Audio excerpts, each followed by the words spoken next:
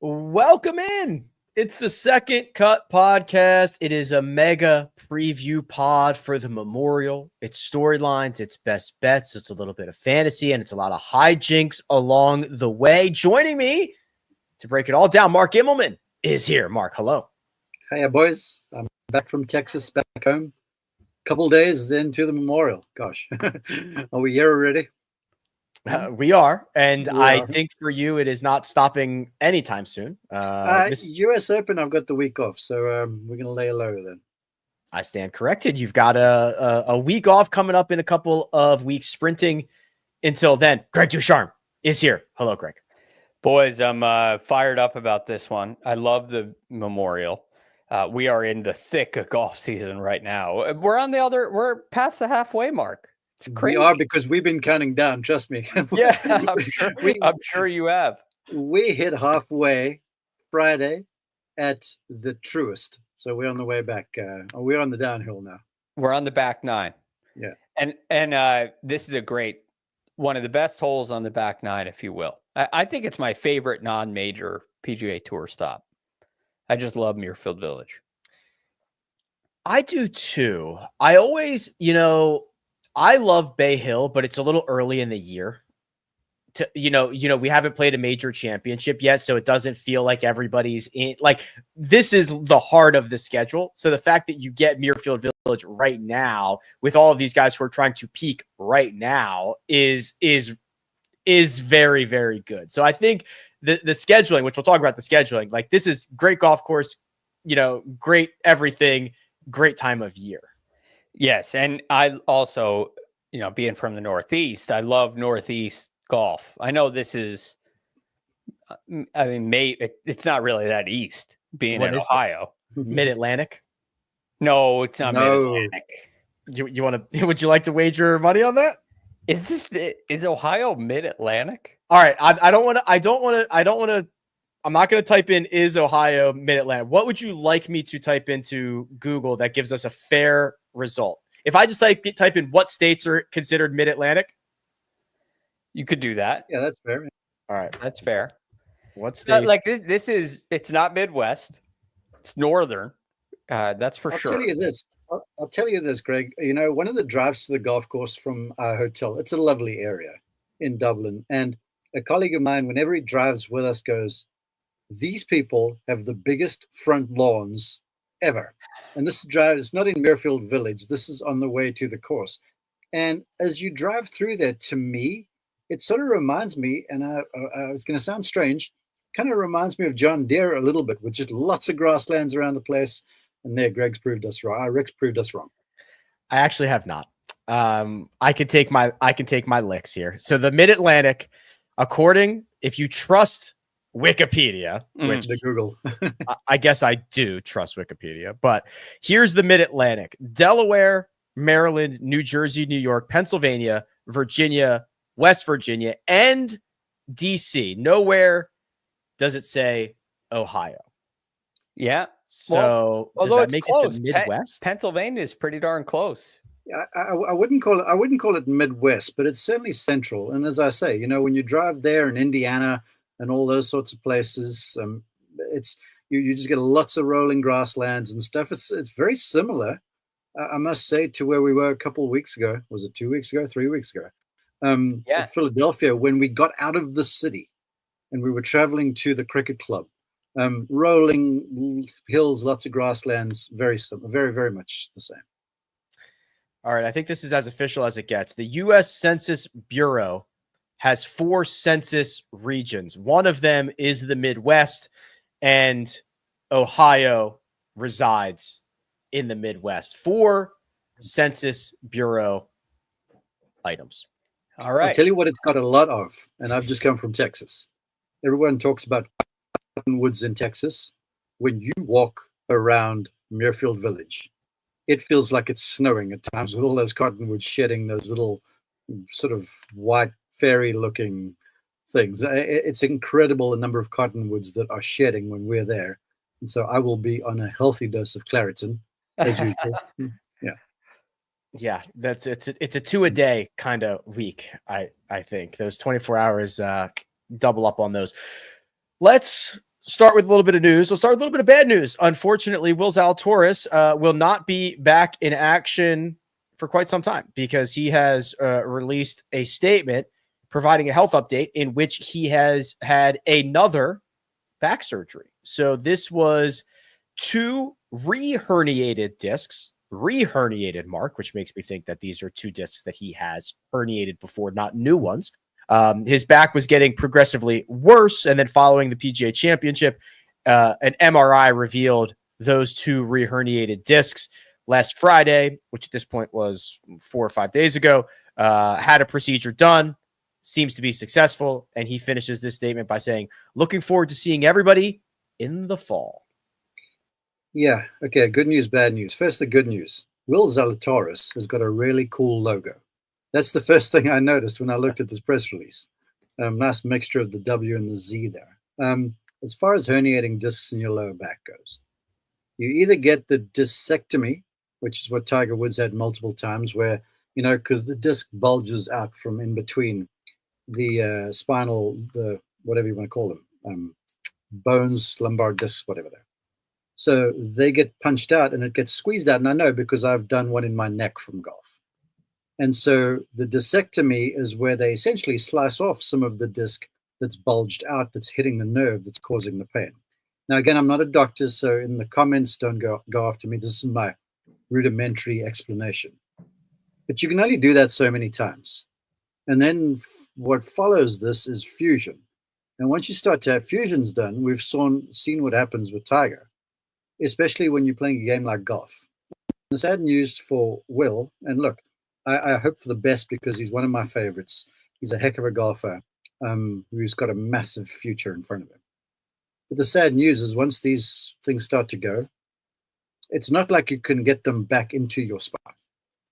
And then with that amount of tilt and side bend and stuff he's got going on in his swing, you start doing that again, and then you're essentially just going to re-aggravate the problem. So in my layman's opinion here, not knowing that much, yeah, this is, I don't want to say a temporary fix. I hope for the best. But it's concerning to me because if he had it done and all was well and he was getting stronger to support it, this was his words, then he's struggling with pain and that same thing happening. So the work done on the golf swing was not enough because you're not going to change a guy's golf swing. I don't care who you are, especially if that's the level of the game. And so that high speed bending and twisting and turning, that's catching up with Will Zalatoris. And I hope this is the last procedure, but we've seen this story before with Tiger Woods. And once Tiger had the thing fused, then it starts to proliferate itself into hips and knees and joints and stuff because something else has to take the load. So this is not good news as far as I'm concerned. Here's the timeline, Greg. Remember the victory in August of 2022. What are they going to say about me now? That was the week. It was the Sepp Straka playoff of all playoffs, right? Ball sitting on the stone there at TPC Southwind. Withdrawals from the BMW Championship the following week. We saw him on the broadcast. They were trying to work on it. You could tell he was in obvious pain. He WDs. That sets him back until January of 2023. He plays a handful of events from January 2023 until the match play, which was at the end of March. After that, gets the surgery, shuts it down, does not play again until 2024. So misses 9 months or so there. 2024, for the most part, was clean. He had a WD at the Rocket Mortgage, which I believe, if I remember correctly, he said was precautionary and was just trying to make sure everything was in line. He had a quote at the Wyndham Championship that year saying, I want to make sure that a season ends on my terms, right? Because he hadn't had a season end on his own terms yet. And it did. He ran it till the BMW Championship before failing to qualify for the Tour Championship. 2025, which is the year we're in now, obviously, plays again, relatively a normal schedule before 2 missed cuts in his last 4 starts, 2 tie for 54ths, and a progressing back pain, as we just read the statement, that keeps him out from the rest of the season. I unfortunately, agree with Mark here that this is not good news. It's hard for me to find a positive here because we know that back surgeries tend to lead to more back surgeries, especially in athletes. That's a tendency. I'm not a doctor either, so I'm not going to say that he's going to have more back surgeries, but this just seems to be, unfortunately, the way that this goes. And for such a young player, with his particular set of skills as well, it's even more concerning. He relies so heavily on his abilities, incredible abilities, tee to green. Now, in order to protect the back, I loved what he was doing, trying to make the back stronger. I think that from what I've heard and read, that seems to be the ticket. But you also, perhaps there was some swing changes that needed to take place. Very challenging to do, like Mark said, maybe not even possible. So you're going to take away the superpower to protect the back. And now you got to go lean on a short game that's pretty good and a putting stroke that has struggled. And now, without the ball striking ability, I'm not sure that he's a PGA Tour player. With the ball striking ability, he can win majors. Because ball striking is a huge determinant of success. So this becomes a very sad situation, in my opinion. Thinking back to what he did in 2022 at the U.S. Open and 2022 at the PGA Championship, what he's done at the Masters before. His performance in majors is sensational. And I love seeing guys that can perform when it gets so tough like that. And that's what Will Zalatoris is. And I hope that a situation like this doesn't derail that, but it certainly has derailed it, which is just unfortunate. I want to add to that too, Greg. This is Will, and it's uncool. I mean, injury at the highest level, injury is bad for everyone, but especially at the highest level, because this is their livelihood. But the reality of the world's game right now, of golf, for all sports, I've been watching the French Open, and the speeds at which they're playing are ridiculous. NBA, football, NFL, you name it. Well, the reality is, with people hitting the ball so far, and speeds being generated the way they are, joints and such in the human body at those speeds are going to take a massive load. And you have to work really hard 24/7, hitting thousands of golf balls, working in the gym too, and you're working to support yourself and to help yourself recover.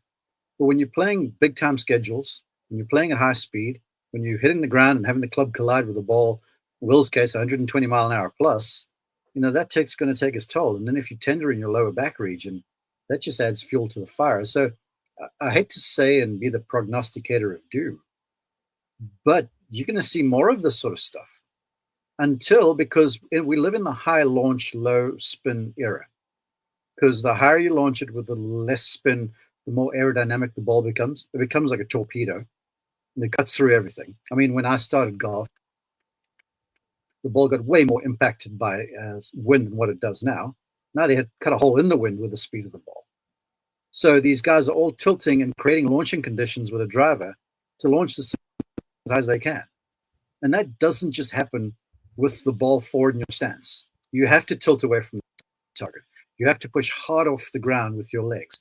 Your legs essentially in your pelvis almost pushing into the rib cage when you're holding your spine angles for decent delivery of the club. Then you add to that the twisting and the talking open. I'm surprised. You can look, there's a number of them, like Joaquin Niemann, for argument's sake. I'm wondering when he's going to start struggling. And I've seen some juniors at the drive, chip, and putt where they are so contorted in order to get all the power they can. I'm like, there's a short lifespan to this stuff. And I'm not sure, Greg, when the tipping point is, but I don't see it at any time in the future because of the reality of what this game at the highest level requires. And somehow you end up with a guy like Rory McIlroy, who has avoided all these kinds of injuries. A Scotty Scheffler, who seems to have avoided injuries, except the occasional pinch in the back or the neck. Broken glass in the hand. There are guys who have avoided injuries and stayed healthy. And Rory McIlroy, Bryson DeChambeau being one of them, you try to catch those guys.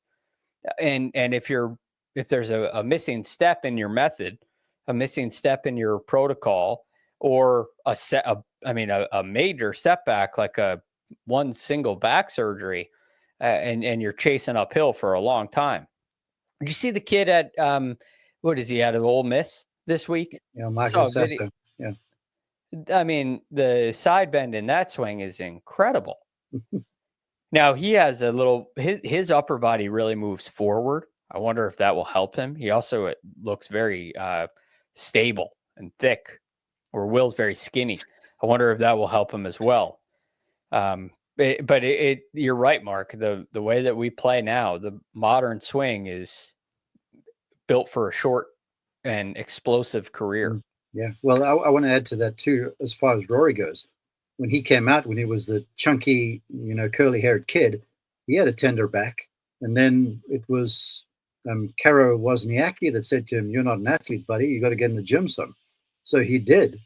And then he ditched her and then became the guy that he is. But his swing, in as much as there's rotation, he settles into the ground with his knees more.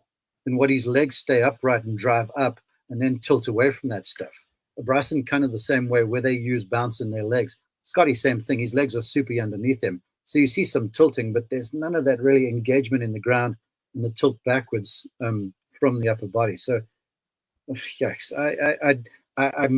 I'm fearful to see what happens and how short, to Greg's opinion, Rich, how short people's careers are in the future if they stay at these speeds and launching balls like they are. I'm hoping it is not what we're seeing in baseball, which is just a ton more Tommy John surgeries, because guys are throwing as hard as they possibly can. And images of those guys, their arms are bent backwards when they're pitching and stuff. It's ridiculous. I mean, your arm shouldn't bend that way. It just shouldn't. It is very unnatural, and there is just a huge rate of Tommy Johns now. I'll put a bow on the Will Zalatoris conversation with this. Will Zalatoris in major championships, from Winged Foot, which was 2020, to Brookline, that U.S. Open in 2022. He went T6, runner-up, T8, missed cut, 6th, runner-up, runner-up.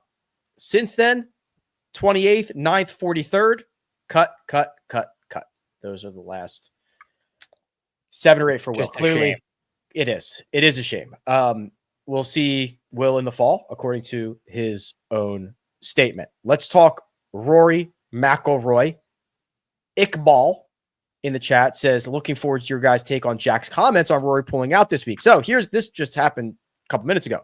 So Rory McIlroy not playing the Memorial for the first time since 2017. That is well documented. He is going to play in Canada. Then he is going to go to the U.S. Open.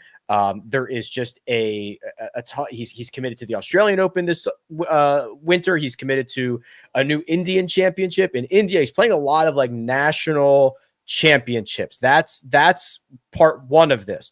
Part two, Greg, is Jack Nicklaus did a presser today, obviously at the Memorial, and was asked about Rory not playing this week. And Jack said he was surprised, didn't get a phone call. Rory didn't give him a phone call. Is that a bad look for Rory? Should he have picked up the phone and called Jack on this one? Or is he a grown man who makes his own schedule and doesn't have to answer Jack Nicklaus? If it were any other event, I would say, yeah, Rory's free to do what he wants to do, right? We're at this point lucky to watch him play, and he's achieved everything that he's been gunning for a long time. I would certainly understand a downgrade in the schedule. He does so much supporting the world of golf, like you mentioned, Rick. Going and playing in these national opens, they're not necessarily the biggest purse. Certainly not the purse that they're playing for at the Memorial this week. But Rory likes to support. He still likes to support the DP World Tour. And wants to support events he feels strongly about. This becomes a scheduling issue, because there's back-to-back national opens, which he clearly wants to play in right after this. So it's an unfortunate thing that I certainly understand with the schedule. Should he have called Jack? Likely, yes. It's Jack Nicklaus, and he's Rory McIlroy. I would have expected there to be a little more of that there. So I'm with Jack. I'm a little surprised. Not that he's not playing, surprised that they didn't talk about it, especially being that Rory practices at the Bears Club. Yeah, I was thinking that. Right. You know whose place that is. Uh-huh. Jack, as far as I know, spends a lot of time there. So yeah, it's surprising, but I understand it from a schedule standpoint. Well, the last time Rory won the PGA Tour Player of the Year award, which is the Nicklaus Award, it was Jack who gave it to him at the Bears Club when Rory thought he was joining Jack for lunch. Remember that? Yes. And if things continue as they are, Rory's likely to going to win that same award. So I'm keen to see how the whole thing transpires. But I know this. I know Jack and I know Rory, and I think there's some cross wires here. I'm sure Rory meant to call. I'm not defending him. He should have called. It's simple as that. But I'm certain that he'll reach out, or vice versa, and they'll talk about it. But this is what happens when the schedules are jammed up, is what it is. You know, Rory right now is aiming. We see here at National Opens, he's made his intentions known. But now this is generational stuff. This is grow the game stuff. This is me traveling around the world, taking my green jacket around the world, showing it off, bringing more kids, more players to the game. I'm going to India. I'm going to Australia. This is what Rory's doing now. So he's doing the international media tour because this is an international guy who plays on the PGA Tour. So you have to respect the motives. Should he have called? Yes. Will they talk? I'm sure they will. So let's kind of just put this thing to bed, in my opinion. Rick, you're on mute, buddy. Ah, you did it, not me. I'm good for one of those a month. Yeah, that's on me. Sean Zock, if you're watching on YouTube, we're showing his tweet. He's done a great job compiling what is likely to be Rory McIlroy's schedule moving forward. So just to translate a couple of these. So National Open, that's the Canadian Open. Then the National Open at Oakmont, that's of course the US Open. The Travelers, that's a signature event. The Scottish Open, then the Open Championship, the FedEx Cup playoffs, the Irish Open, and then he starts to make that European swing, DP World Tour events, Ryder Cup, India Championship, a brand new event, DP World Tour playoffs. Then he rounds it out as discussed in his first of 2 confirmed appearances at the Australian Open. So Greg, listen, we talked about this a little bit last week. I love the National Open schedule. I don't really have a problem with Rory not calling Jack. I don't care, but yeah, I don't know. It's interesting. I love the schedule that Rory's laid out. Yeah, it's a very interesting schedule, and look, Rory's also been very vocal about the game going more global. And this, now, I'll be very clear, I don't agree with that from a PGA Tour perspective, but Rory feels that way, and this is a great way to put your money where your mouth is. So I respect that. He seems to value and appreciate and have a desire for the game to be global. Well, go play globally then. He can certainly do that while fulfilling his PGA Tour commitments and his DP World Tour commitments. Look, the guy's got a lot of commitments to fill, right? He's a sought after player. He's the most popular player in the game right now. If you consider Tiger still in the game, he would be second behind Tiger. I understand what Rory's doing, and I don't pity him at all, aside from not calling. But I mean, who am I to judge that? Just to build on what Greg pointed out there, from an international perspective, because I'm an American, but I'm international by birth. When my brother took that green jacket home, it was a big deal. When Adam Scott took the green jacket down to Australia, they had parades. When Rory takes that green jacket to India, it's going to be a massive deal. So it's not just Rory, it's a Grand Slam winner now who has the green jacket. That for young kids around the world, it's kind of all what we all aspire to. It. Everyone who's ever hit a practice with any intent is like, this is to win the Masters. Or for me, it was to win the Open. American kids, it's likely the Masters and the US Open. Maybe the PGA, I don't know. But the green jacket, it travels. And it transcends golf. And when he takes that thing to different corners of the world, which he looks like he's doing, man, when he gets back to Ireland with that thing, gosh, they may stop existing for a few days until everyone settles down. that is what it is, and that's what he's doing. And kudos to him, because look, there's a lot of air miles he's traveling. I know he's got a G650, so it's comfortable, but still there are lots of time zones and things, and he's doing what he should be doing. So I'm absolutely cool with it. Yes, they might have a week-long national holiday when Rory gets back home. Let's transition to Muirfield Village and the Memorial, and we'll do it in this way, Mina. I've got this question here from Will, who submitted this via the Patreon. So this is a way for you to submit your questions. We'll go through them. This is how we support the show. And Will says he's a Cleveland native and he's excited to be going to his first ever professional golf event this weekend at the Memorial. How about that? So, all right, Mark, I'll bounce this over to you first. I'll bounce it over to you first because you're probably the most familiar with the grounds over there. Do you have any tips for Will? He's never been to a tour event, maybe some general tips. And also, is there any good viewing spots for him at Muirfield Village? What can he look forward to? Best viewing spot without a shadow of a doubt is left of number 14. It's beautiful. It's my favorite hole on the golf course. Short par 4. Sometimes they move the tee up. They make it drivable. Iron off the tee. You see everyone hit wedges and stuff. Slender green, bunker left, water right. You have hysteria with some hole-out eagles. You see disasters with double bogeys. And off to the left-hand side, there's a huge, and I mean huge hill where people cram in there. As far as I know, there's concessions right in behind. There are facilities very close. It's exactly where you want to be. And it's at a confluence of places, because if you're on that hill, just over the hill is 10 fairway. On top of the hill is 11 tee, the par 5. So if you sneak up there, you can watch tee shots on 11, which is fun.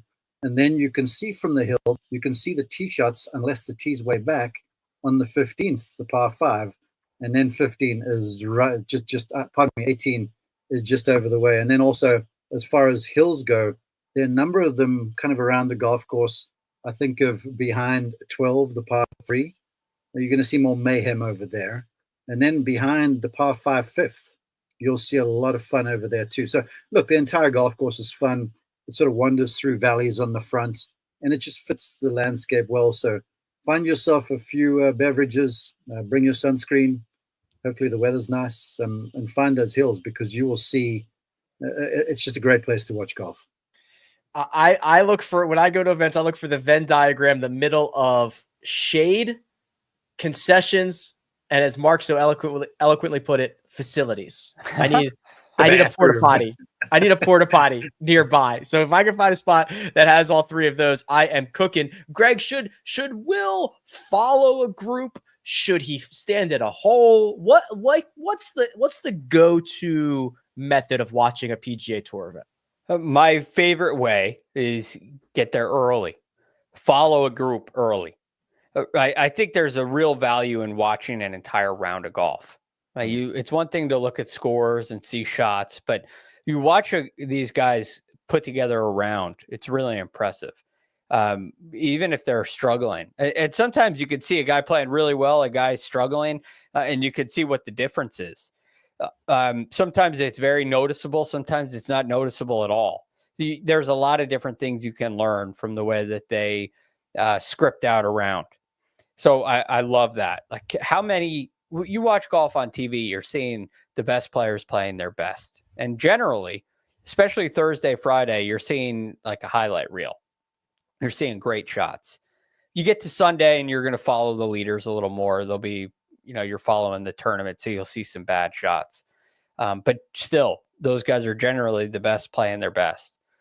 Then after you get around all 18, if possible, I don't know if you can walk all 18 at Muirfield, but if you can, that's what I would do. And then you go find one of those spots, like what Mark said, on the side of 14.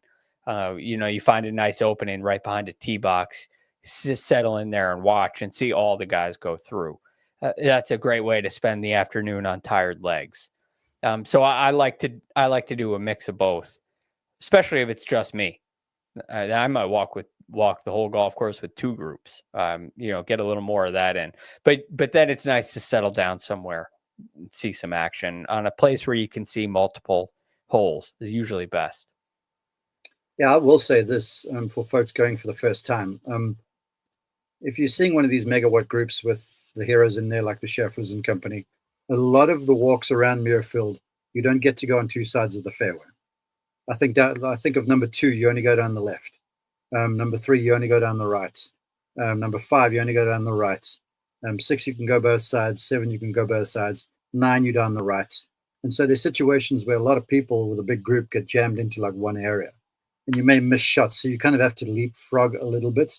So, but I'm with Greg. If you find someone fun early, go and follow them. If it's not a lot of people around, and that's fun. And I will say this too: the driving range there is incredible. It's the team runs like a horseshoe shape, and so it's big, and they get a lot of people in there, and so you can see a lot of the folks, because guys who miss the cuts will typically stay and practice there because the practice area is just so good, and they do that in preparation for the following week's event. Yeah, sounds like a lot of good options. Will, looking forward to it. Send us some pics from Muirfield Village this week. What is it about this place, Greg? Here are the winners, recent winners: Scotty Scheffler, Victor Hovland, Billy Horschel, Patrick Cantlay twice, John Rahm, Bryson DeChambeau. Obviously, Tiger Woods has had his plenty of success around here. Hideki Matsuyama. There are not a lot of random winners of this event. What is it about this place that breeds big boys at the top? Well, it's a very complete test of golf, right? I was looking around on rickrungood.com like I always do, looking at the course key stats, and a couple stood out to me.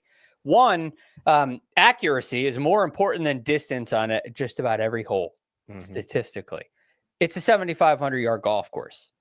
So you have the 4th longest golf course that we've played on tour this year, with the 3rd smallest greens of any course that we've played on tour this year. And you have accuracy is demanded. So you don't really have an opportunity to just bomb away. You got to place it off the tee. You got to place it into the greens. The greens are also, the last 2 years, the hardest to hit on the PGA Tour, including majors. And they've been in the top 10 every year. Yeah, you can't hit the greens. So all of a sudden, you're looking at a complete test. And what's the highest correlated stat to success at Muirfield Village? Strokes gained tee to green. That's a category that includes 3 categories of 4, everything but putting. So, right, this is like the best players play the best. And the reason for that is it demands precision and distance. It demands everything from your game, which is a difficult thing to do and make it fair. And I think that Muirfield Village does that as well as any other golf course that we see all year. Mark, even the Twitter sphere likes Muirfield Village. That's how you know it's a good one. They even like it, so it must be perfect. I wonder if they could find it on the map. Anyway, I want to add to what Greg says. The thing about Muirfield Village to me is it kind of smacks of Augusta National, but it's ever evolving. You know, when Mr. Nicholas is there, and I love it because he joins our show and he sits in the booth and he's still insightful and he shares the best stories, but he's paying attention. And after the event, they get together and they look at all the shot link and the strokes data, and then they make adjustments to the course for the next time around. So bunkers are always moving. This was the place where he experimented. It might be before your guys' time, but you know, the rake, where he had rakes where instead of having, you know, all of the rake blades or teeth or whatever, they were spaced. So they would leave these massive furrows in the sand. So if you hit in there, it was essentially like a penalty. So they're trying everything. Yeah. So they try everything here, and it's always evolving. And it's got, you know, the sub-air systems under the greens. So if they get a lot of rain, which they sometimes do, those puppies get hard. Like last week at Colonial, you got to play from the fairway, and the fairways are like greens. I'll never forget, because I was on the call. Number 13, there is a par 4. It's a really good hole. It's awkward to drive it in the fairway, but the long guys just bash it over the left-hand side. So Jack said he's going to put a tree in there, which I'm keen to see. And there's a bunker down there that they'd fly over the top of. And Remember in 2020 when we had the work day and the memorial at one place? It was the longest 2 weeks of my life, staying in the hotel. That place, they let the golf course get firm in the memorial because they were going to redo the entire thing.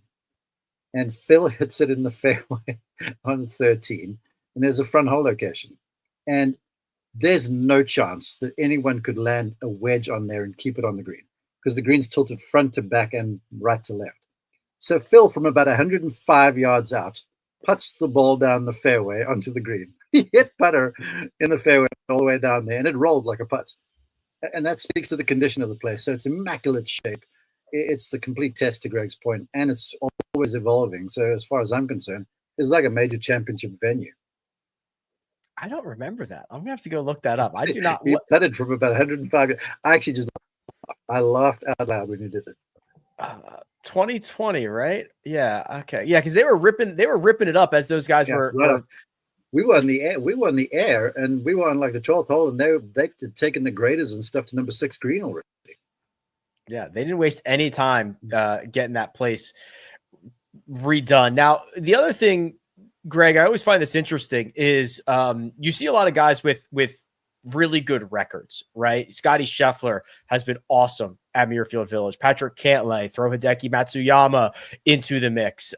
These guys that have historic year-over-year success. Is that just because it does allow for the best players to separate? Like, what is the reason that guys are able to do that?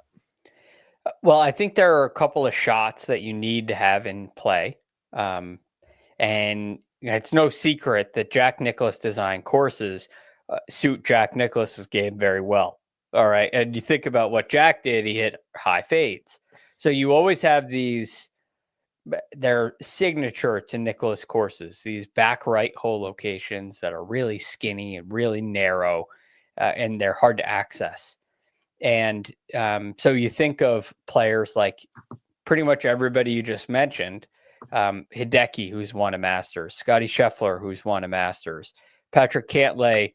The Masters has probably been the best of his major performances through his career. I know he finished 3rd at the U.S. Open, but Patrick Cantlay loves a high fade as well. So these guys that see high fades and tend to play well at Augusta National tend to play well at Muirfield Village.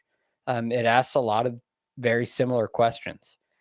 So yes, they're really good. They're really good tee to green. Some are better drivers, some are better iron players, some may have better short games, but generally speaking, they're pretty good at all three of those things. And that's going to put you in the mix. Because, the other thing is that the scores don't get, typically, they rarely get to 18, 20 under. Most, unless it's really soft, scoring's going to be in that 10 to 15 under range. And that's where on a par 72, you can do a lot of that damage with ball striking. You don't have to go out there and putt the eyes out of it to keep up, like you do at some of the other more birdie fest type courses we have on tour. So yeah, I think the design of the golf course sets up for a specific style of player. Scotty Scheffler. It asks you, Rick. Sorry, one more thing to that. It asks you to hit the ball in both directions. It's strange to the Nicklaus quip because you're right. Off the tee, there's room down the right-hand side. All the trouble's on the left if you're going to miss. You think of a hole like number 11, you don't want to go left. But a lot of the holes turn left. So it asks you to be brave and try and turn the thing towards penalty areas if you want to play aggressive. So it's a tremendous test, and it always really identifies the guy who's been playing the best the entire week. Last 5 years of winning scores: Scotty Scheffler 8 under par, Victor Hovland 7 under par. That got into a playoff. Billy Horschel 13 under, Patrick Cantlay 13 under, and Jon Rahm at 9 under par. Gentlemen, let's make some picks here. Let's fire up the grid and see if we can talk about some more golfers for this week. So if you've never seen it, we've got a matchup, we've got a finishing position, we've got 2 separate outrights. We put it all into a grid, and producer Mina throws it up on the screen right now as she has just done. Let's start with our matchups for this week. Oh, Greg has found himself a multi-time winner in 2025. Who are you rolling with, Greg? I'm rolling with Sepp Straka over Daniel Berger. I'm just looking at what Daniel Berger seems to be doing, and he's progressively getting worse on the greens, which is giving me a little concern. His short game's been giving him a little harder trouble. Now, I don't like going up against a guy that's been hitting it the way Daniel Berger has, but Sepp Straka has been hitting it pretty much just as well. And the last 2 weeks, I've seen an uptick in his putting performance. So I think this is a pretty good match. I give Straka a slight edge on the greens this week, and that's why I took him at even money.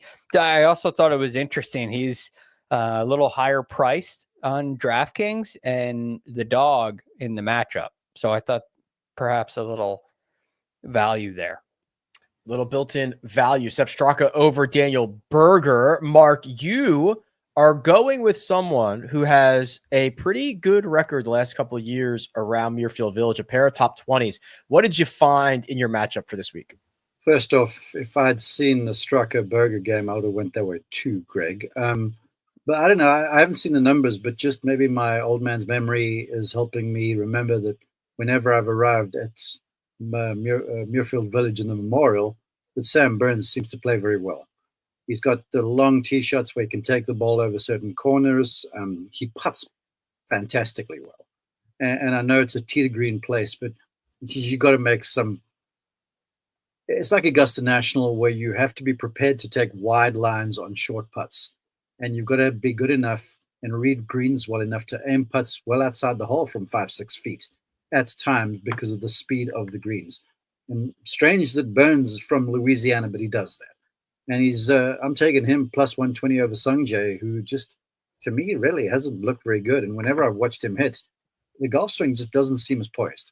So give me Burns over Sungjae, please. Speaking of good putting, Sam Burns has picked up strokes putting in 10 straight, and we are not talking about 1 or 1.5. We're talking about 2, 4, 5, 6, 7 strokes with the putter. He is absolutely rolling it right now. I went with Victor Hovland, who basically spent all day on the driving range today at plus 180 over Ludwig Åberg and Jordan Spieth. Ludwig is a question mark. I don't know what version of Ludwig we're going to get this week. Played well at the Masters, played well at Torrey Pines. I don't know. Year hasn't been very consistent. And Jordan Spieth, I'm actually quite bullish on him, but Hovland's a past winner here who should be able to separate himself in a few different departments. I'll take him at plus 180 in a 3-ball over those other two. I see a top 20, I see a top 30, and I see a top 20 for our finishing positions. Greg, you're getting to first crack here on your top 20, please. I'm going after Shane Lowry, who missed the cut at the PGA, but he's been hitting the ball really well this season in general. In fact, over the last 36 holes, or 36 rounds rather, he's second in this field in strokes gained tee to green behind you-know-who. In fact, on the PGA Tour for the whole season of 2025, he only trails one man in strokes gained tee to green. Again, you-know-who. So I guess. Yeah, you can guess, and you'd be right. So I love what Shane Lowry's been doing. This feels like a really good place for him. I've been happy with his short game this year. I think it's been a little better than it was last year, which has led to some really consistent performances aside from the PGA at Quail Hollow. That is plus 120 for Shane Lowry to finish inside the top 10. I think Mark might like this one from me. Christian Bezuidenhout to finish inside the top 30 at plus 125. Something very interesting is happening with Seabez right now. He is in the midst of a very good stretch of ball striking. Picked up a stroke on approach at the Truist, picked up 5 at the PGA Championship, picked up another 4.5 at the Charles Schwab, and he has never finished outside the top 40 here. He finished 4th last year. He's putted the lights out here. Dare I say it's a lock, but this is a lock that Christian Bezuidenhout finishes inside the top 30. Puts it beautifully. New golf instructor. He ditched Jamie Goff a little while back and hooked up with Jason Bale, who works with luminaries like Lucas Glover and company. So good. I spent some time with him at the PGA Championship, and it's a little less constructionist. I felt like for a while there, There was a lot of golf swing work, and Christian's game is built on rhythm and tempo and timing. So I'm all over that bet. I didn't see that one either.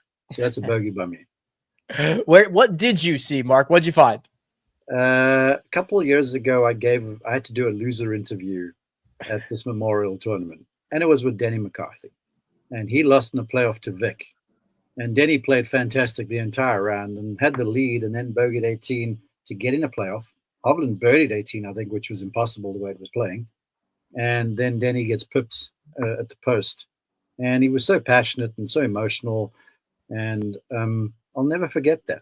Greenside with a guy in tears speaking about how meaningful it is.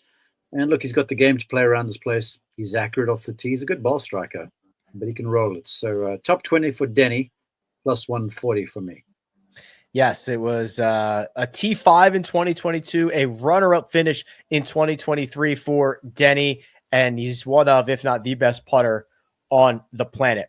I've got good news if you think a big boy is going to win this golf tournament, because we found big boys only when it comes to the winner portion of this show.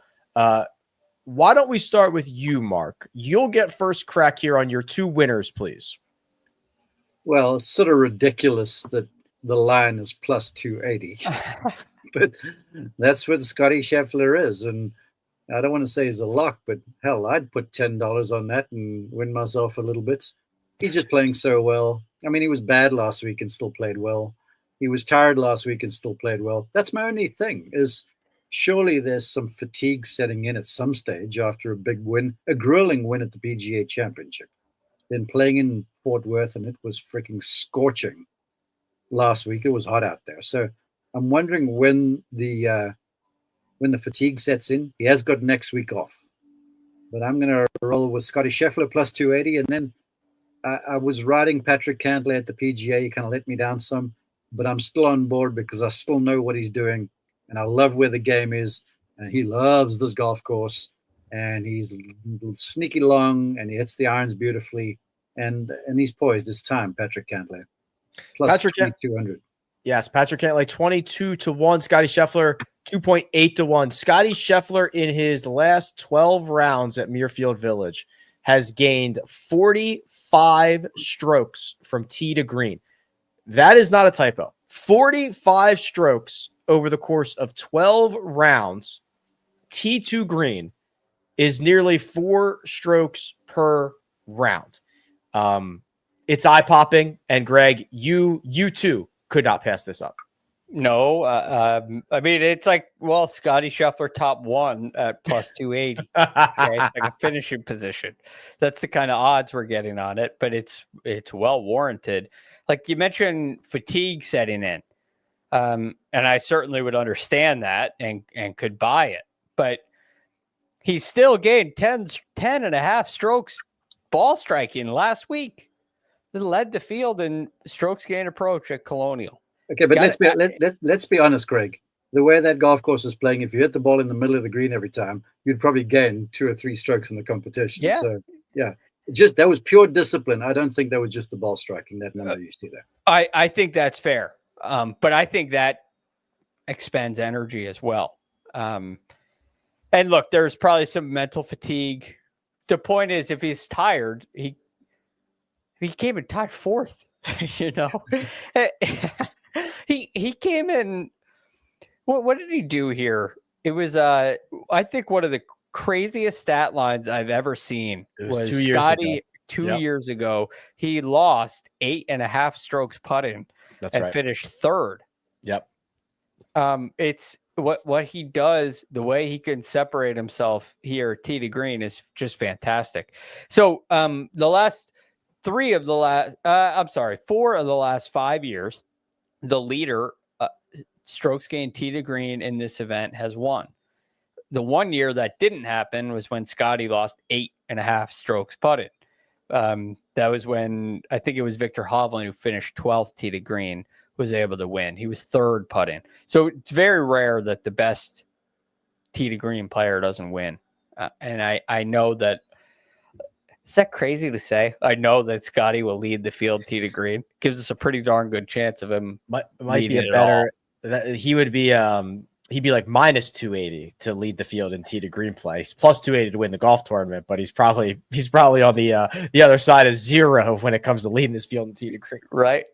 I kind of wish we had an opportunity to bet like that. That would be really nerdy and really cool. Yes. Anyway, I am right there in lockstep with Mark, so I'll make this quick. I have Cantlay as well, but I did it in a quest for the perfect grid. So I have Cantlay without Scheffler at 16-1. I love the way that Cantlay has been playing. Mark alluded to it. He's been striping it. Struggled at the PGA, but it's Patrick Cantlay in a major. That tends to happen more often than I'd like to see. But I think he comes here to Muirfield Village and his ability and form shine through a little bit brighter. Scotty Scheffler, and this time Patrick Cantlay without Scotty Scheffler. That's 16-1. So that's 22-1 for Patrick Cantlay with Scheffler and 16-1 without. I opened up the outline. I saw you guys had those two covered, and I said, let me give us a couple more bullets here. I do like Colin Morikawa and Xander Schauffele. They're both 16-1. We're halfway through the year, and it has been basically nothing for Xander. That will not continue. He's got a good record around this place, and it's just a matter of time. And then Morikawa, I'm a little bit more nervous about. I love the upside. When we saw him in Philly, he made enough birdies. I actually think he made more birdies than like Shane Lowry, who finished second. I think he was up there with Sepp Straka. Like, he's making enough birdies. He's got to clean up the big number. I tend to think that is a little easier to do. And Morikawa's record around here is great. Remember, he won the work day, which was the first week in a playoff against Justin Thomas in 2020. He had another runner-up finish here recently. So I'm rocking with the pair of these two at 16-1, making our grid for outrights. Colin, Xander, Scotty, Patrick Cantlay without Scotty. Those are the picks for the week. Mark, final thoughts? Anything before we get you out of here and Greg and I move on to the fantasy portion of the show? Nothing changes. No rain, no playoffs. Let's go. All right. Holding thumbs for no rain, no playoffs. That is the dance that Mark does every week. Is the opposite of the rain dance, the opposite of the playoff dance. Well, although this, the story that goes around the place here is that the golf course was built on the Nicholas family hunting land. It's beautiful land, but apparently the story goes that it was tribal land as well. And there's a Chief Leatherlips that put a curse on the place. So whenever a big event comes around, it was going to rain. And trust me, we have seen biblical rains there before. I mean, the President's Cup in 2017, I think it was, they couldn't park cars in the public parking areas because it was like a bog. And we've seen some serious rain around the place. So fingers crossed. The word is it's rained today. So we'll see how it goes over the weekend. I thought Mark was taking some creative license. He is not. Chief Leatherlips was a Wyandotte Native American leader in the late 18th and early 19th century. There you go. Useless information by me. You're welcome. Very welcome. Wow. Okay. Well, we will leave you with that. Mark, thank you very much. It's safe travels. We will talk and see you very soon. Thanks for popping on as usual. And now, Greg, you and I have some work to do. We are going to do the fantasy portion of the show, but we also wanted to do something a little bit different this week. We wanted to try something and see how this goes. And I have to bring in our producer for this. So I'm going to add her to the stage right now. That's producer Mina. Hi, Mina. Hi, boys. She has a microphone now, which is very dangerous. I don't know what she's going to say, but she has a microphone. And how did this segment start, Mina? What happened that led to this? So yesterday I was practicing my swing, as one does. And I was looking at it and I said, man, I would really love to get some good eyes on this swing and tell me what I am doing wrong, because I'm not getting any better and I just keep swinging. So I thought, who better than Greg to text and say, hey, could you look at my swing? Right. So you text Greg, hey, can you look at my swing? And Greg, how did we get to the point where we just said, let's do it on the show? I think when Mina texted me that, I responded with, "Let's do it on the show." I was yesterday, being Memorial Day, I was off, and I was on my friend's. My friend has a 23-foot yacht. Nice. That's a good friend. I want to be friends with that friend. Yeah. No, I like to say a yacht. It's a normal boat, but it was really fun being out there on the water. And I'm looking, I'm like, all right, we can definitely do this. So let's do it. Let's take a look. I've looked it over. Okay. And now I want to do it for everybody. And I have not given Mina a word of advice because I wanted to make sure it was done on the show. Right. So we figured, and then a couple things. So Greg, I had you on 300 Yards to Unknown, what was years ago. And it was one of the most popular episodes because people love their instruction. I called it Club Faces King. You gave some really great tips, and it was a very, very popular episode. People love instruction. And this is also part of, like, if you're a patron, send us your swing. We'll do it. That was part of the offering. So yeah. I think this is kind of fun and kind of interesting. And Mina's going to be our guinea pig for the very first time. Yes. So perfect. This is really putting myself out there, though. So what I'll do, Greg, is I'll run the face on video here. And I think it'll just loop through. Whoops. Stand by. Not that. It's a beautiful grid. Here we go. Okay. And if you need me to stop this at any point, I will. Yeah. I will do that, but I'll just let it loop through a couple times. She's swinging in our garage. This is in our sim. Okay. First of all, I love the golf cart and love the setup there. Yeah. All right. So a lot of crap in that garage too. Yeah. Well, it's a garage. That's partly what it's for. All right. So, what I want you to do, Rick, is stop this right there. Yep. That's perfect. Okay. Now, this is where first of all, it's a very good swing. There's a lot of good stuff going on. I eventually asked Mina if she was an athlete because this looks like the swing of an athlete. It has a lot of potential. She could do great things with this motion. But the reason why you struggle from time to time is this position right here. So I want you to pay attention to your trail leg, your right leg. Mm-hmm. It in this position is very vertical. If you could draw a line on it, it would basically parallel the edge of the screen. It's straight up and down. That means that your right hip has worked back away from the target. And your shoulders, your upper body, your head has moved toward the target. It's a little bit of a seesaw. So you have this split between upper body and lower body. And now on the way down, your hips recover and they go flinging towards the target in a very lateral motion. So you could see how all of a sudden there's one of those items of crap that's in the back by the golf cart. It disappears and there's something light blue and all of a sudden it's in full. You can see it completely. So it's like a seesaw motion where your hips slide away, your upper body slides toward, and then they go the opposite way in the downswing. And once that happens, you're forever recovering. So I call it kind of chasing the club. From the top, you have to chuck the club to get a little momentum with your upper body, and your lower body is not driving the swing. And now the club gets what we call trapped behind you. It comes a little too much from the inside, and you have a hard time getting the ball online, and it ends up going to the right. It's all from this position. So sorry, that sounds exactly like what I would think now that you've said that is happening, because I was doing some drills with my feet together, and the distance was the same as with my legs apart. So I was like, okay, are my legs not helping at all then? And you said, they're not really participating. They're not. Now they're moving a lot and they move around a lot, but they're not driving any just power. For show.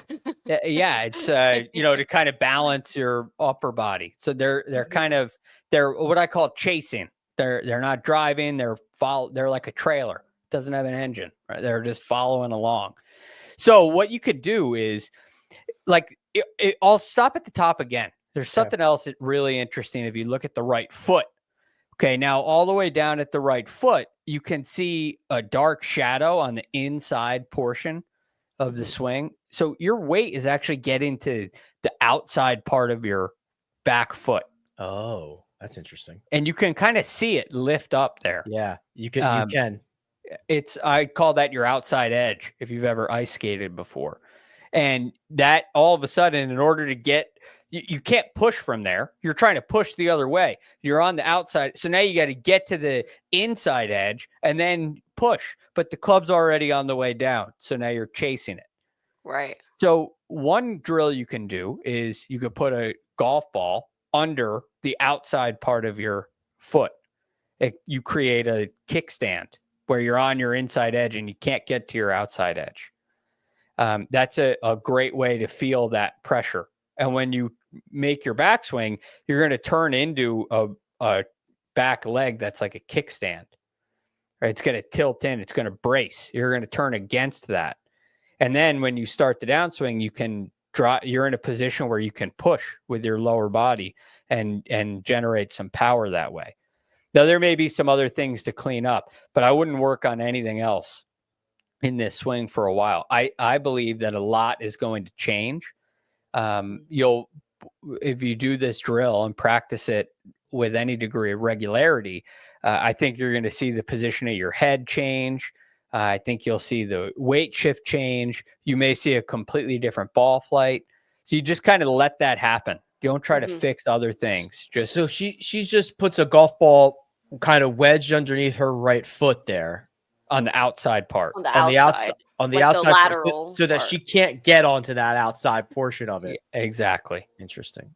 Exactly. And there are other devices you could do it with a 2x4 or something like it doesn't have to be a golf ball, but most of the time golfers have golf balls lying around. Yeah, usually. I don't have many 2x4s. Yeah. Are you at all concerned about the length of this backswing, Greg? Yeah, it kind of looks like your backswing a little bit, Rick. Yeah, unfortunately she's been taking notes from the wrong guy. Yeah. So there's like a little over rotation there. I think that comes from the loss of stability in the lower body as well. So I believe that can calm down and will calm down. When the upper body starts to tilt away or starts to tilt toward the target too, the swing has a tendency of running a little long. So I think we're going to get this in a position when you fix the lower leg where it's more like drawing a bow on a bow and arrow, where the backswing, everything's going back, and the downswing, everything's going forward, rather than opposite. We're a little bit in opposite land. And it doesn't work exactly like that. If anyone out here is a swing guru, but it's just trying to outline a concept for Mina here. Yeah. That was so helpful. Wow. So step one. Okay.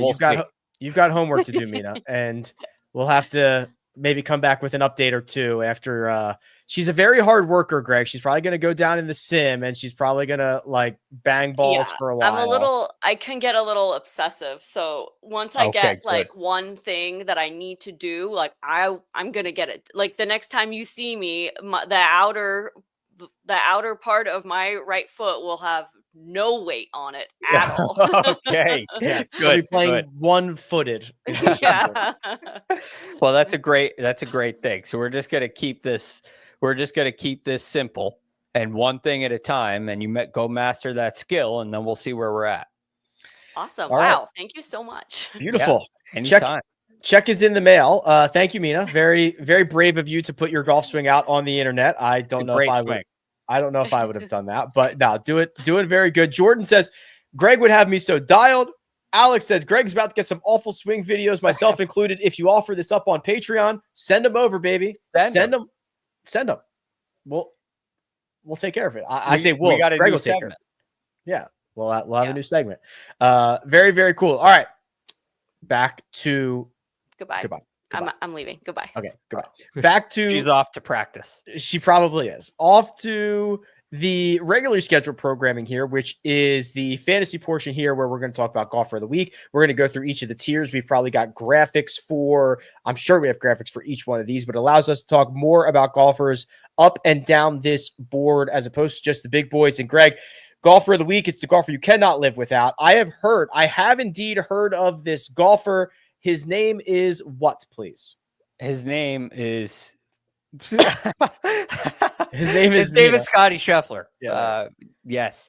Now I won't be addressing any footwork in Scotty Scheffler's swing, because his swing just works. Now, I would love to go a different direction and have a golfer that I can't live without, other than the number one player in the world and the favorite. It's just not possible this week.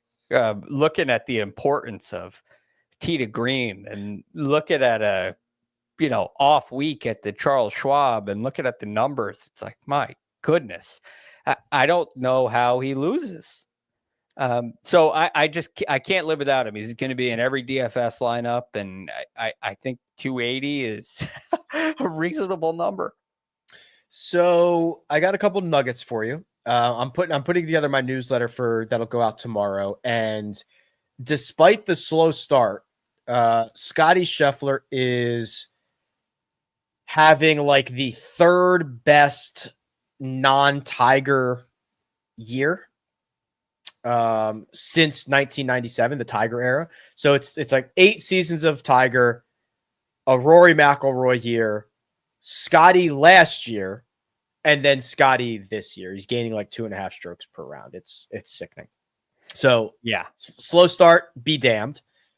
The other thing is, specifically in terms of tee to green play, over the last 36 rounds, Scotty's gaining 4 strokes per round. The next closest golfer, Shane Lowry, gaining 1.4. So Scotty Scheffler is 1 stroke better per round than the second best tee to green player in the last 36 rounds. I feel like we say this every week, but it has to be said because what we're seeing is not normal. This is not normal for one guy to be lapping the field. This is not normal for a guy to be gaining 4 strokes from tee to green in his last 12 rounds at Muirfield. This is not, it is being normalized in a way that should not be. No. And this is the perfect venue for him, right? Because if you compare him to and I know Rory's not playing, I know Bryson's not playing, but if you compare him to that elk, who's probably the next level down, they're the bombers. They're the big hitters who are really good in other areas as well. They're not as accurate as Scheffler. Right? He's much more accurate than those guys. He's more accurate than accurate drivers of the ball who hit it short. He's a very accurate driver of the golf ball. And so that allows him to hit a lot of drivers where other guys can't. You could say Brandel Chambly has said this, and I kind of find it hard to argue. He's the best driver of the ball in the game. Yeah, he's not the longest, but he's probably the best. Yeah. So that's one thing. Then whatever, distance proximity you want to look at, he's the best there. He's hitting more greens in regulation than anybody. And should he miss them, he's one of the best chippers in the game. It's just so complete. And to throw one more thing on top of that, he's having his very best putting season of his entire career. Mm-hmm. Even though last week at the Charles Schwab, his round on Friday was some of the worst putting I've ever seen from him. He did bounce back with a nice putting round on Saturday. And I believe that this year, that bad day putting, while it's always possible, was the anomaly, not the rule.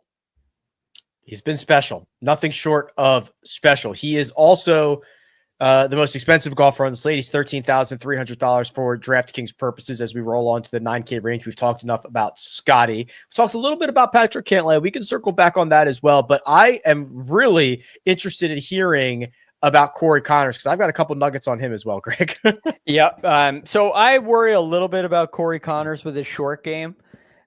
But you look at it, he's at 9,100, and it's every event since the Arnold Palmer Invitational, which was in March. he's gained strokes both off the tee and approaching the green.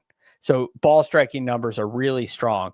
Aside from the last 3 weeks, his short game was looking really solid as well. So I love that combination. Again, not a place where you have to make a ton of birdies. The one concern is he only has 2 top 20 finishes here. Hasn't been a great spot for him. But I think it should be a better spot for him. So I think it's going to change. And all of a sudden, I think this gets a little better. So I'm taking a little chance, willing to take a little chance on Corey Connors. You're muted again. Twice a month. Just cannot. That's I've already done it for June. Now I have to be perfect in June because that's now twice in the same month. It is not. I like to use the last 36 rounds. 36 rounds is to me the best predictor, and the numbers bear that out as well. So it's the default for what we use. Scotty Scheffler number 1, obviously. Last 36 rounds, it is not Justin Thomas who is number 2. It is not Jordan Spieth. It's not Colin Morikawa. It's not Xander Schauffele. It is Corey Connors. He's gaining basically 1.6 strokes per round in the last 36. He's been stellar. The Patrick Cantlay stuff I find so interesting, Greg. He is a phenomenal player who struggles mightily at major championships and hasn't won in a few years, yet I still find myself enamored with him. And I'm not sure that there is another example of a guy like that who is so far from the winner's circle.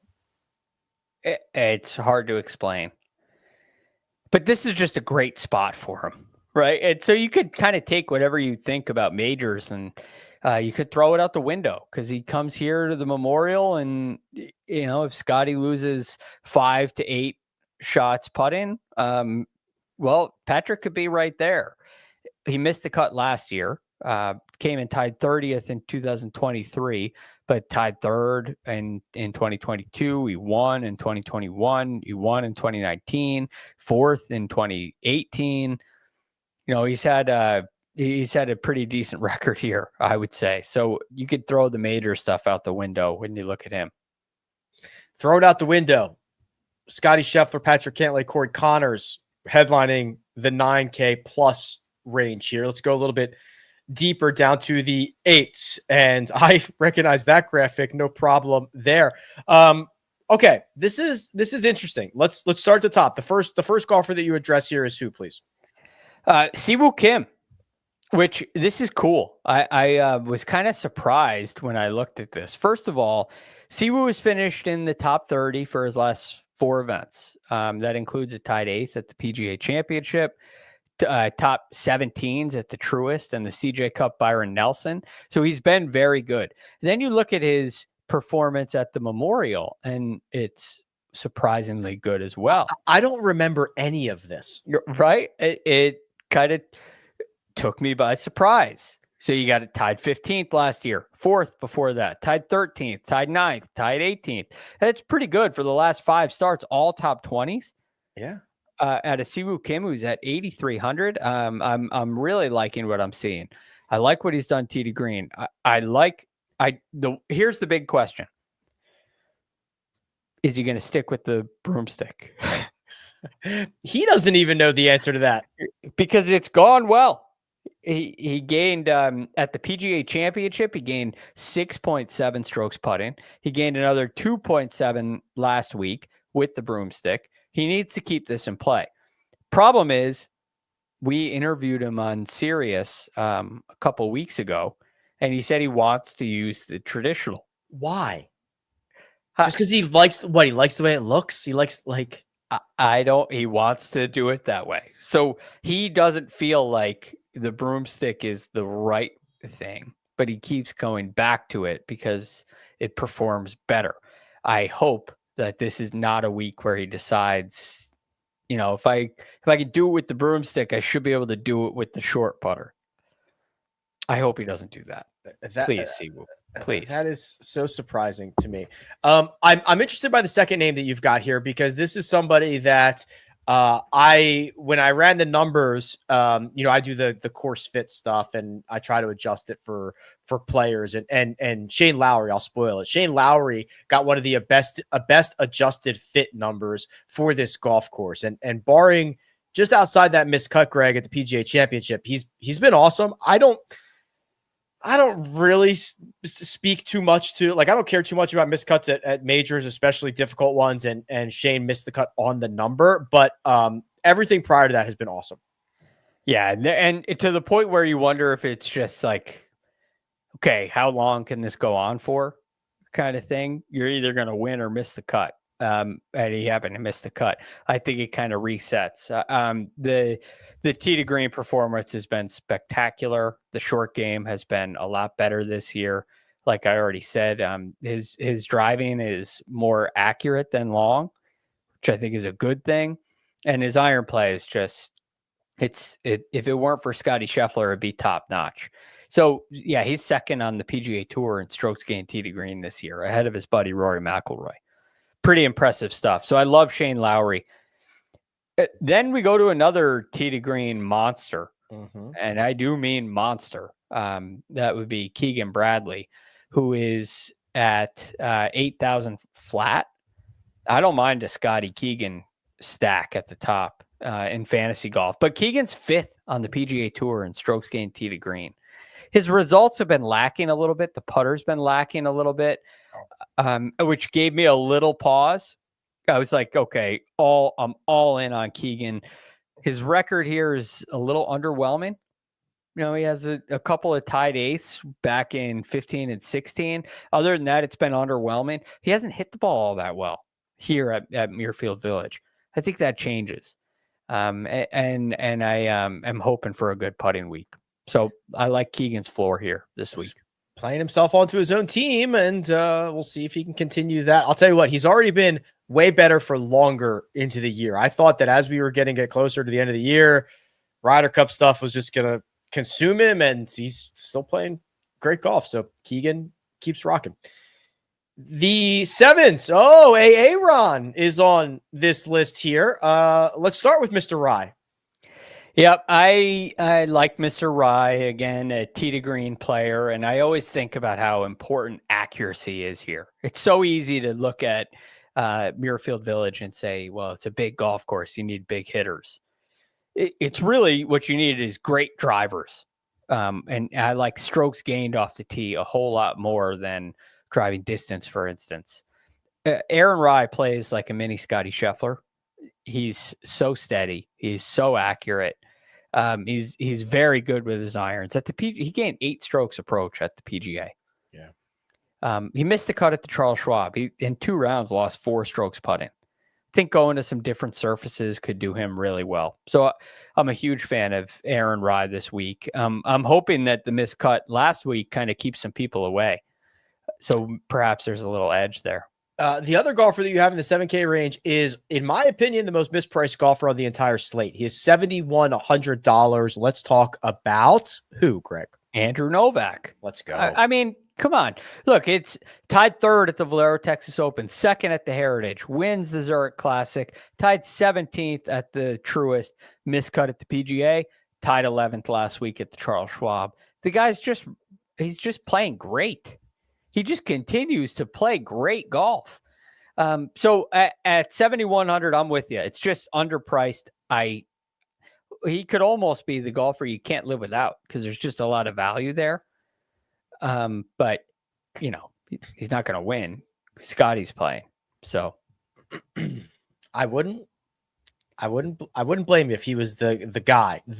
I mean, when you compare it to, it's like, do you want him or Ricky Fowler? Do you want him or Davis Thompson? Do you want him or Wyndham Clark? I'd probably go with Andrew Novak in all of those situations. And then finally, we rounded out with some real value. And remember, there is a cut this week, but it is a small field, just over 70 golfers in this field. And these guys are very, very cheap. Let's start with your first one here, Gregors. Yeah, at 6,800, Bud Light Cauley. That's why you see this graphic here. Fantastic work, Mina. I love the way that Bud Cauley's been playing. It's been steady. He's been driving it really well. Really good strokes gained off the tee numbers. Some really good strokes gained approach numbers, which is maybe it tapered out a little bit. The Texas swing, Florida into the Valero was really good for him. He was really hot. And then tied 28th at the Zurich. I forget who his partner was. Tied 72nd at the PGA and third at the Charles Schwab. So a couple of, the Charles Schwab, obviously a really nice rebound. So I think it's validation that what he was doing earlier in the year is the real Bud Cauley. Yes, agree. And doing it in a very sustainable way. And speaking of sustainability, your final golfer here in the 6K range, throw him in the mix with Ben Griffin and Andrew Novak and Bud Cauley. These are just the guys that have produced week in, week out, have put up some really good results outside of Novak and Ben Griffin with the victory, the win and a half or 2 wins, whatever you want to call it. These guys haven't been winning, but they've been great fantasy options. Yes. And Ryan Gerard certainly fits that mold at 6,700. I feel like all 3 of these guys are slightly underpriced, throwing Andrew Novak in the mix as well. So along with Scotty Scheffler, like these are guys that have been tee to green killers this year. For Ryan Gerard, he's shown the ability to spike in every area of the game, and his short game's been really reliable over the last 2 months. So I love seeing that. I love seeing the high upside. I think they all offer low floors. Ryan Gerard does just the same. So it perhaps feels a little safe down towards the bottom, but I'm, for one, perfectly fine with that. I love your Christian Bezuidenhout play as well. He's at 6,900. I kind of just stumbled into him and saw what he'd been doing with the metrics and his history. And then I know what his 100 round DNA was. And I was like, oh, okay, well, listen, you got me. Yeah. So it makes sense. That'll do it. Mega preview pod. Greg DuCharme has been an absolute trooper. He has done all segments. He is a star. And now he's going to get an influx of swing vids. Can't wait. Who said that? Bart Scott. Can't wait. Is that what he said? Yeah, it is. Yes. Wow. How about that? That is a crazy pull. Yeah. He's in radio. He's in local New York radio now. I enjoy listening to him. Every once in a while, my Sirius account runs out. It's like a year-long thing. And I'll get, depending on what time of year, I'll give it like 2 weeks. I'll listen to local New York sports radio. Bart Scott's on there. He's great. Wow. Can't wait. Well, listen, we'll be back on Friday, and I can't wait until then for the halfway recap of this week's Memorial. But we're going to sign off right now with big thanks to producer Mina doing all the hard work behind the scenes. That right there is Greg DuCharme. I'm Rick Gehman. This has been The Second Cut. Catch you next time.